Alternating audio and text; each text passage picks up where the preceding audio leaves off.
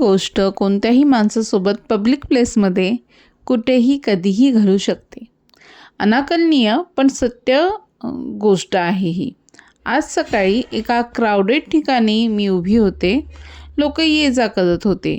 कोणी फोनवर बोलत होतं, कोणी घाईमध्ये होतं, पण सगळं नॉर्मल होतं. मी फक्त उभी होते.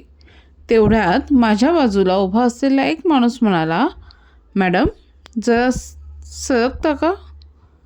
मी सरकले, पण तो माझ्याकडे पाहत नव्हता. त्याचा आवाज माझ्या कानात आला होता, पण त्याचं लक्ष माझ्यावर नव्हतं. तो माझ्या मागच्या जागेकडे पाहत होता. म्हणून मी मागे वळून पाहिलं, काहीच नव्हतं. पुन्हा समोर पाहिलं, तेवढ्यात तोच आवाज पुन्हा आला, थोडं बाजूला. यावेळी मी काहीच केलं नाही, कारण तो माणूस आता माझ्याशी बोलत नव्हता. तो माझ्या जागेकडे पाहत बोलत होता, जणू मी तिथे नव्हतेच. माझ्या आजूबाजूचे लोक त्याला नोटीस करत होते, पण कोणीही मला पाहत नव्हतं. मी हात हलवून पाहिला, कोणीच रिॲक्ट केलं नाही.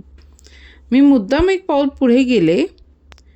माझ्या मागची जागा रिकामी होती, पण लोक अजूनही माझ्याच जागेकडे पाहून हलायचे.